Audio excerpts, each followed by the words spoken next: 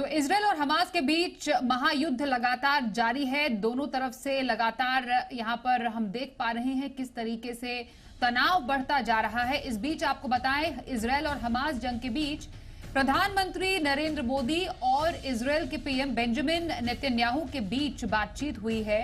ये बातचीत फोन पर हुई है। पीएम मोदी का कहना है कि इस मुश्किल घड़ी में हम इजरायल के साथ हैं।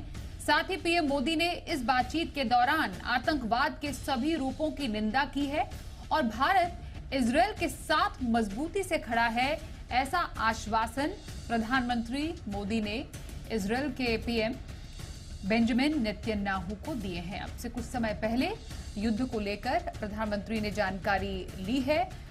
इजरायल के प्रधानमंत्री बेंजामिन नेतन्याहू से दोनों के बीच में फोन पर बातचीत हुई है और प्रधानमंत्री मोदी का साफ तौर पर यह कहना है कि भारत मजबूती से इजरायल के साथ खड़ा है।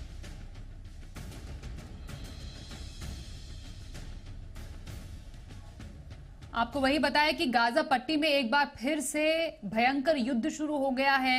हवाई हमले खासतौर पर इजरायल की तरफ से देखे जा सकते हैं। युद्ध का आज चौथा दिन है और आज भी जमकर गतिरोध दिखाया जा रहा है। अब तक कुल 1600 से ज्यादा लोगों की जान जा चुकी है। 38 विदेशी नागरिक मृतकों में शामिल हैं, जबकि हजारों की संख्या में लोग घायल हुए हैं। इजरायली सेना के प्रवक्ता का बड़ा बयान इस बीच सामने आया, जिसमें कहा गया है कि अगले कुछ घंटे निर्णायक होंगे। इजरायली सेना ने कहा कि हम युद्ध के महत्वपूर्ण घंटों के बीच हैं। गाजा पट्टी में बड़े पैमाने पर हवाई हमले जारी है और उत्तरी क्षेत्र में स्थिति का निरंतर आकलन किया जा रहा है।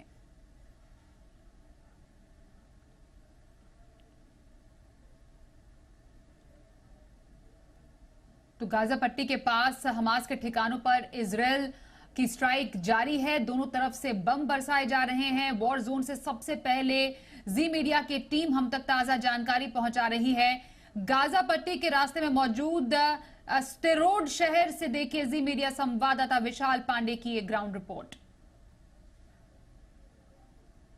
जी न्यूज की टीम इस वक्त ग्राउंड जीरो पर इजराइल के स्टेरोड शहर में पहुंची है। ये वो शहर है जहां पर हमास के आतंकियों ने सबसे पहले आतंकी हमला किया। ये गाजा पट्टी से मात्र 1.5 किलोमीटर की दूरी पर है। जी न्यूज इस वक्त जहां पर मौजूद है, आप देखिए ये वही एरिया है जहां पर हमास के आतंकियों ने सबसे पहले हमला किया था। गाजा पट्टी यहां से 1.5 किलोमीटर की दूरी पर है और इस पॉइंट के आगे किसी भी आम नागरिक को स्टेरोड की तरफ नहीं जाने दिया जा रहा है, क्योंकि लगातार युद्ध चल रहा है। हमास के आतंकियों को ढूंढने का काम यहाँ पर इजराइल की सेना लगातार कर रही है और आप देखिए भारी तादाद में पुलिस फोर्स को यहाँ पर तैनात किया गया है। पुलिस की गाड़ियां आपको आते जाते यहाँ पर दिखाई पड़ेंगी। इजरायली डिफेंस फोर्सेज यहाँ पर तैनात है और साथ ही देखिए किस तरह से गोलीबारी यहाँ पर लगातार हो रही है। कई जगह से हमें धुआं भी निकलता हुआ दिखाई दे रहा है। धमाकों की आवाज बीच बीच में आ रही है।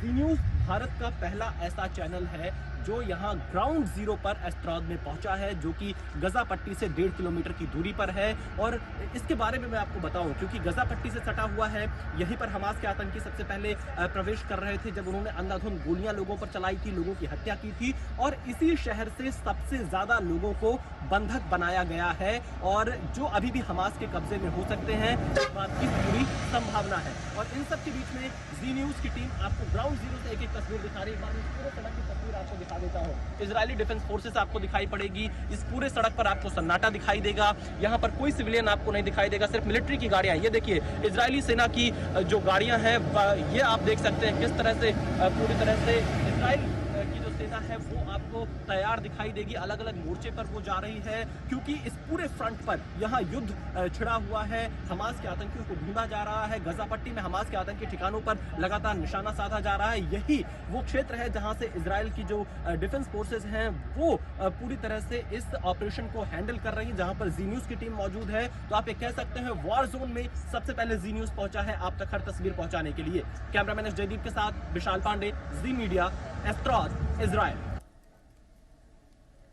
रूस यूक्रेन के बीच भीषण युद्ध से पहले ही दुनिया को कई मुश्किलों का सामना करना पड़ा था और आर्थिक जगत को भी कई कठिनाइयों का सामना करना पड़ा था। और ऐसे में हमास और इजरायल के बीच अब छिड़ी जंग ने भी दुनिया भर में नई चुनौतियां खड़ी कर दी हैं। इजरायल फिलिस्तीन के बीच चल रहे जंग ने बाजार को भी रुलाकर रख दिया है। अंतर्राष्ट्रीय लेवल पर क्रूड ऑयल की कीमतें बढ़ गई हैं, सप्लाई प्रभावित हुई है, कई देशों के शेयर बाजार धड़ाम से गिर गए हैं। ईरान और अमेरिका के बीच चल रही तनातनी से सब चिंतित हैं। इस लड़ाई से भारत पर भी कई तरह का असर दिख सकता है। पहला असर यह है कि तेल की कीमत को नियंत्रित करना सबसे बड़ी चुनौती है। दूसरा असर, सोने के दामों में भी बढ़ोतरी हो सकती है। तीसरा असर, इजराइल से ड्रोन सप्लाई में कमी संभव है। चौथा असर, इजराइल से हथियार सप्लाई धीमी हो सकती है। पांचवा असर, भारत इजराइल के बीच भविष्य में होने वाले व्यापार पर असर मुमकिन है। इजराइल फिलिस्तीन जंग में जब दुनिया खुलकर बटी हुई नजर आ रही है, हालात यूं ही बिगड़ते रहे तो ये युद्ध तीसरे विश्व युद्ध का कारण भी बन सकता है। इस बीच इजराइल के विदेश मंत्रालय ने बड़ा बयान देते हुए कहा कि हमास के आतंकी इंसान नहीं बल्कि ये आतंकी शैतान और हत्यारे हैं। छोटा सा देश इजराइल काफी समय से चर्चा में रहा। इसकी अर्थव्यवस्था का लोहा बड़े बड़े देश मानते हैं। 4 दशक पहले तक जो देश अलग अलग आर्थिक चुनौतियों से जूझ रहा था, आज उसके बिना चीन, अमेरिका जैसे देशों का काम नहीं चलता है। जो देश कभी कठिनाइयों से जूझ रहा था, उसने कुछ ही सालों में खुद को मजबूत बना लिया। कभी संसाधनों की गंभीर कमी के चलते आर्थिक संकट का सामना करने वाला ये देश मजबूत इकोनॉमी के साथ खड़ा है। ये देश टेक्नोलॉजी के मामले में बड़े बड़े देशों को पछाड़ रहा है। चीन जैसे देश भी इजराइल के टेक्नोलॉजी के कायल हैं। इजराइल सबसे ज्यादा एक्सपोर्ट अमेरिका के साथ करता है।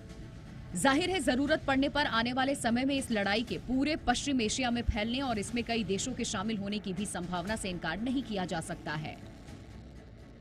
अश्कलोन से विशाल पांडे के साथ ब्यूरो रिपोर्ट, जी मीडिया।